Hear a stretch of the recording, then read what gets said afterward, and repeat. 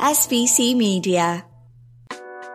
Welcome to the iGaming Daily Podcast, analysing the news from the betting and gaming industry all over the globe, supported by Optimove, the #1 CRM marketing solution for the iGaming market.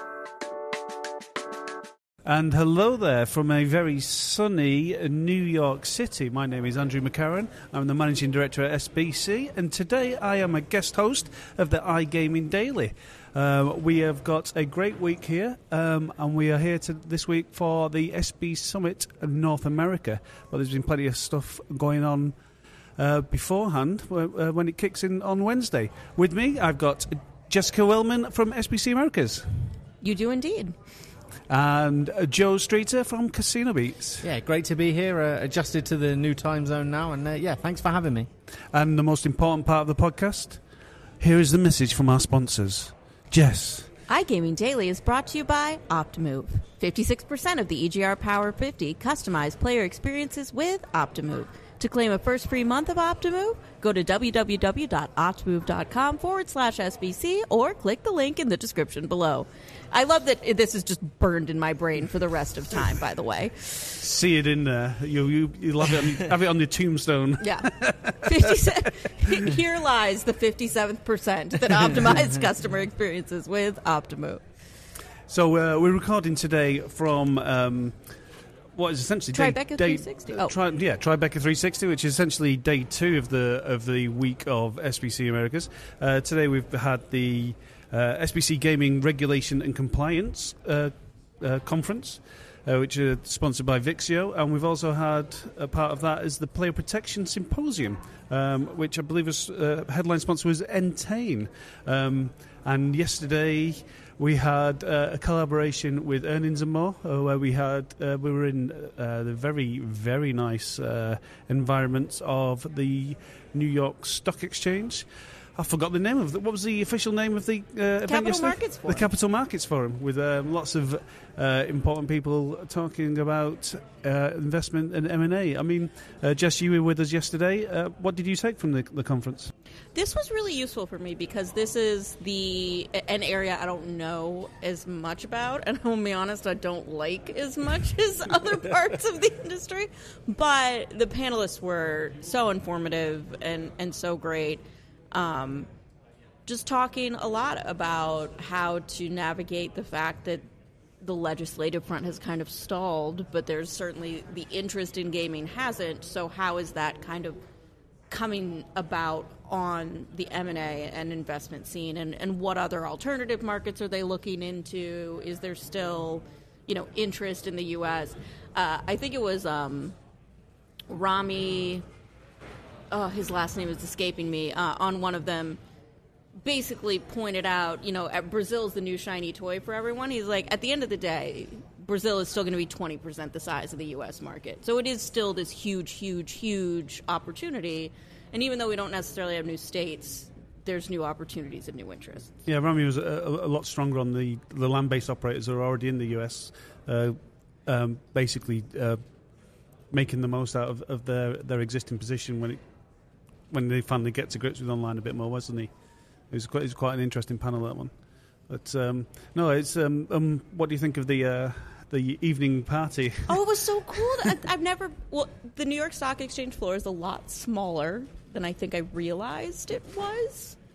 Just in my head, it was this giant space, and it was actually fairly tiny, but it was just a really cool experience. And it was when I send stuff like pictures of that to my non-gaming friends, and they're like, holy cow, you know that you've probably done something like pretty substantially. Yeah, I mean, I've been in this business for a bit now, and I'm very easily jaded, but it felt really cool being in this in the New York Stock Exchange. Well, you got to watch the bell ring too, right? Well, that was slightly less interesting, but it was... There was no alcohol there, huh? That is true. It was fine. It was interesting, but I much more enjoyed walking around the trading floor after the market had closed, seeing our logos all over the show with a beer, and just picture. I mean, my experience of the New York Stock Exchange essentially comes from trading places, and always will do, even though I've been in it now. But it was it was a spectacular way to finish off the day, and that was just the start of the week that we've got ahead of ourselves. So I mean, Joe, you were in transit on Monday, so you missed the exciting stuff about that. But how's today gone? Yeah, it's crazy that you say the event hasn't even started yet, the conference hasn't even really started yet, and we've already had so much. But yeah, today's been fantastic. The Gaming and Regulation Compliance Forum and the Player Protection Symposium, which is underway as we speak. I was at the Compliance Forum this morning. Some really important topics being discussed in such an important market as well. And I think one of the things that really stands out is the role of federal intervention when we come to RG and when we come to tackling the black market. What type of role is federal intervention going to play? There were mixed opinions, and I love that when you get a panel where it's mixed. It's a mixed bag. You know, some people are saying that federal intervention isn't necessarily a bad thing, and some are, treating it as if it's an evil. Something that they really don't want. And yeah, Jess, I'm sure you got some opinions on that, right? I would assume the 10th Amendment came up. Yeah. It's listen, I'm a believer that it's a 10th Amendment violation and it's never going to happen. But even in terms of just being able to kind of root out some of the unlicensed operators and as a tool yes, but you're talking about. That's like the Department of Justice and the Attorney General. So it's still the federal government, you're right. But I'm saying on the legislative front, I don't think anything will happen. We've seen some things get into the courts, like Florida is going to be federally decided. But yeah, I would love to see the AG and the DOJ pursue some of these bad actors and bad operators instead of wasting all of our time on, DFS plus sites and that sort of thing. Yeah. But that's something that state AGs can do, and state AGs can go after. There's a lot of things happening in the world, and I just don't know how high a priority offshore market gambling is. Yeah, and the other thing that was kind of discussed was that operators need to come to the fore a bit more with RG solutions and with solutions to tackling these issues and not waiting for regulators to bring them to the forefront. They should be bringing them up and bringing them to the centre ground and coming up with these solutions rather than waiting on the back foot. Yeah, Mark Hicks just spoke with Martin Litchka on the Safe Bet Show about college props, for example. That's one that the NCAA has been kind of actively petitioning regulators to remove that market, and there's talk in the space that it's just like, why not just remove these markets and put a ban on credit cards, these sorts of choices that you can make that look like you are taking proactive steps. Yeah. Even if they may not have that much of an impact, it at least optically seems like you're doing something versus just refusing to comply with any small change that's asked of you. Yeah, and the credit card ban is obviously a really interesting one. When I hear them talking about the credit card ban here, credit card betting now, although it wasn't that long ago really, it does seem like such an alien prospect, and the idea of it not being banned in a market like this is quite crazy from an RG perspective, right? But Jess, you were saying that it was kind of Americans use credit cards differently than potentially I other put people. Everything on a credit card. Okay. Because you can get we just have significantly higher credit limits than the rest of you. Yeah. Like, 2 years ago, I remember my first time meeting the team. We were Buffalo Wild Wings, and somebody had to pick up the $300 dinner tab, and nobody had room on their credit card except me, and everybody was in awe that I did. And I was just like, y'all, I could buy this meal 100 more times before I would hit the limit of my credit card. So it's just it's also we had the big credential stuffing incident last year, and I think there are people who care about bank information and they're not willing to give it away like that. And why not just put down a credit card where there's fraud protections and that sort of thing in place, and somebody's not going to hack into your account and steal all your money? Well, that was one of the reasons why online credit card betting, credit cards were a thing in the start of the iGaming world, in that you had to be 18 to have a credit card, where you didn't have to be 18 to have a debit card, and banks wouldn't necessarily share information with you. So it was an easy age check to say, bet on your credit cards. So it's as stupid as it sounds, it was actually a player protection compliance kind of things. So it's, But as things have changed and the banks have actually shared some stuff, there's been people looking at it again going, you can bet on credit cards? How outrageous. But, even till certainly in the UK, you used to be able to bet on credit with your local bookie. You're not officially supposed to do that anymore. I mean, here's the flip side of this. You can use a standard credit card transaction with the interest rates that go into it, or you ban a credit card and you have somebody who is a problem gambler that might now take a cash advance on that credit card at a much more predatory interest rate, and they're going to be harder hit in the long run. I think it's like, I know it's baffling to Europeans. Like, I have 3 credit cards that I use. I probably have 7 credit cards total, because you can get a line of credit for every store, Like, I have a Macy's credit card and a TJ Maxx credit card, and so it's just a very different world of how we perceive credit. Yeah, I mean, that's certainly my perception since coming here through work is the US is actually slightly behind the curve on payment technologies. So it was a long time before you could do ACH? chip and pin kind of thing. Yes. And all it's still very cash and very credit card economy. Yeah. So it's I just think it's getting to know the local market a bit more and what the preference is. This was discovered last night when we loaded up with snacks from Walmart and got to the checkout and went to pay with Google Pay and were politely declined and told that we had to go back and get our card and had to humbly put back everything that we had loaded up. I'm always pleasantly surprised when Google Pay is available. When there are times like I've forgotten my wallet, but I would never expect. It's not a given here that you can certainly do that. In the UK, you can pay Apple Pay, Google Pay, no problem. Nearly everywhere. Anyway, yeah. Nearly everywhere. I mean, I was wowed taking the train yesterday that I didn't have to buy a Metro card this time, that I could just tap my credit card and it just opened up seamless transaction. I was like, wow, things are getting fancy now. That's been the London Underground for 10 years. I know, so this is new. I mean, granted, I don't live here, but I was like, oh, this is nice. I don't have to be at the kiosk and buy the thing. And no, but it's interesting development. I mean, there's obviously this all came from this discussion with Martin on his Safe Bet show, speaking to the NCAA. That will be out in the next month or so. We'll have a recap of it on SBC America's probably by the time you guys are listening. Okay, could be. I think I have time to get it done. Nice. Depends how long this podcast goes on for. But I mean, moving on to this week, Joe. It's been a couple of years since you've been to the event. Yeah. What is it? What have you got your eye on at the agenda? SBC Leaders connects the gambling industry's top-tier operators and associations to share the best ideas, collaborate on solving the biggest issues, and push innovation throughout the betting and gaming industry. If you're an operator and want to join the discussion, visit sbcleaders.com for more information.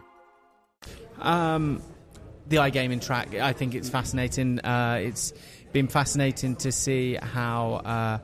as I think, the slowing of markets opening up will likely lead to more innovation, I think. And when I first came here, it was, it was new. It was this fresh thing. And now you've got the Brazil thing, like you mentioned, as well. Yeah, it's just going to be fascinating to see how the market's changed. And also, maybe I'm recency biased with what I've just come from at the Player Protection Symposium and the Gaming and Regulation Compliance Forum. How that player protection is translating, especially with all the affordability checks going on in the UK at the moment, the nuances in this market that make it that force operators to take a little bit of a different approach to player protection and to affordability. Even the word affordability triggers something here where and affordability, again, it's just a different world. I would never let. You're actually you're taught not to let people check your credit unless it's absolutely necessary, because it dings your credit score if you have too many inquiries. So I think we're just a very American audience in that it's like, well, don't tell me if I can afford something or not. Nobody asked you. That just is something that we don't do that in any industry. It's short of buying a house or leasing an apartment. Those are the only times you really have credit inquiries. It's really interesting, like how you approach player protection with that climate. You know, it's such a tricky one, and it's kind of something in the UK at the moment, but on a far different scale. It's a whole different beast here. So I'm really interested to see kind of some of the safer gambling discussions and how they've evolved, and also the advertising stuff. I think that was always going to be really interesting. And just watching the NBA the playoffs last night. Yeah, there's more gambling advertising. You're incredibly creative with the advertising, which is always good to see. But yeah, how do you regulate that? And yeah, creating a controlled market for that is some discussions I'm very interested to hear. And Jess, obviously you've been to a few of these now. You've seen how the agenda's been evolving as the market's been evolving. Is there anything that particularly stands out for you over the next couple of days? I'm most interested, it's hard for me to find time for panels because there's just so many people to talk to, but the ones that I've tried to kind of set aside and be like, I really just am not taking meetings, are related to a story. I actually put a lot of work into a piece that's coming out in the next SBC Leaders magazine that is why the cannibalization debate kind of roared back to life this year. So those discussions of, okay, why is this argument happening? Not so much is it right or is it wrong. That's almost the least interesting part of it. You know, why is it happening? What's at stake? How does the industry come back the next legislative season and respond to all of these new things that we just didn't think were going to come back? Because it's not been very successful legislatively. Thank you. Legislative session. In particular, the biggest change was that unions suddenly had opinions about this. Okay. And as soon as you get labor unions and people showing up on grassroots with those kinds of groups, it becomes just a much different conversation. It's not just, you are adding tax revenue. It's like, well, are you creating jobs? Are you helping our economy? Are you hurting our economy? So I think Rob Norton with Cordish, Sue Snyder's going to talk to him. He's one of those that is very anti-online casino expansion, so I'm very excited to see that. I think the iGaming track has a cannibalization panel as well, so those conversations and what other people are kind of saying around the conference are what I'm most excited to hear about. I mean, just to show how shallow I am now, I'm looking forward to our networking party, which is on the Wednesday night, so it'll be tonight if you're listening, at the Red Bull Arena, where we'll be out on the pitch and we'll be doing some soccer activation. We've done some cool things at this event in the past. We've gone to the horse racing. We've done American football at MetLife Stadium, which is incidentally where they're going to do the World Cup soccer final in 2026. So that's quite cool. It's also where the Giants and the Jets play. But they're rubbish. Aren't the Jets a running joke now? Or have they got There's good now? There's still hope. Okay. See, when I was growing up, the Giants were a major side, but... No, there's no hope for the Giants. No. Let's be honest about that. Well, from what I understand, I mean, because I became aware of NFL in the 80s, I'm a Bears fan, and it seems like they've had a really good draft, so I might actually fight on start Caleb watching Williams. Again. So yeah, I'm looking forward to some soccer activation on the pitch tonight, and so that's going to be that's what I'm looking forward to. But, have you brought your boots? Yeah. No, I'm just in my trainers. Okay. But you brought some kicking. I'm not doing my fancy Italian loafers in there. Yeah. But you're going to Yankee Stadium tonight, Jim? Yeah, I have to watch the Yankees and the Astros, which your team, Justin and Tom, tell me are two big hitters in the MLB. I knew about the Yankees a little bit, but the Yankees and the Astros. Oh, I was like, my teams? I don't... No. Justin and Tom.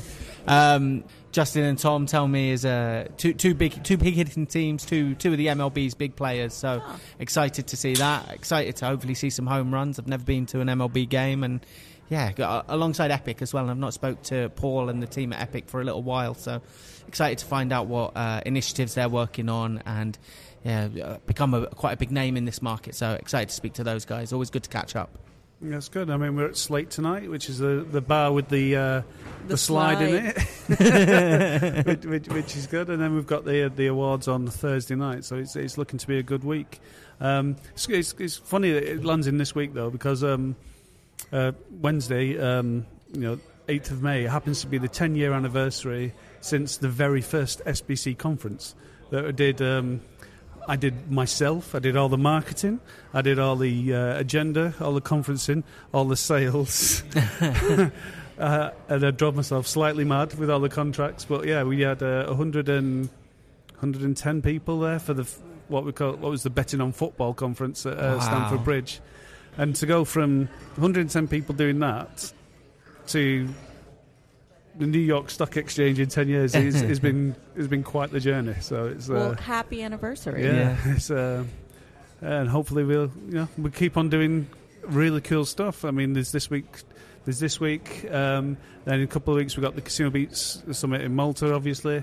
Then we've got Canada, Toronto, mid-June. And the week after that, we're in Tbilisi again for the SBC Summit Eurasia, and then Lisbon is going to be just the coolest thing. We've got such good keynotes that I can't wait to tell you all about. But yeah, it's been quite a 10 years. And if you stick COVID in the middle of that, which from an events perspective felt like 4 years worth of extra work, it's I'm just every day's a good day since then. I've got to ask, what does the marketing look like when you're doing that yourself alongside? Are you interviewing yourself on podcasts? Basic. Yeah. I don't think there was any industry podcast back then. It was just, I remember at one point we had the first awards that night as well, and it was 4 awards. Just 4 awards in a German theme bar around the corner in Fulham. It was very odd but fun. And then at 3:30 in the morning before that, I realised that I'd not done a printout for some sponsors. So I got up and did the design as well. So, but yeah, it's The CV got a lot of new additions that night. Yeah, you could, I was instantly looking for other jobs. But glad I stuck out because it's been a fun ride. Nice. But, so thanks very much for joining us, and hopefully many of you listeners will be joining us this week in Secaucus at the Meadowlands. So see you there. Thank you for listening to today's iGaming Daily podcast, supported by Optimove, the #1 CRM marketing solution for the iGaming market. If you want to find out more about some of the subjects raised today, feel free to explore any of the sites in the SBC News Network or check out the latest edition of the SBC Leaders magazine. Happy reading.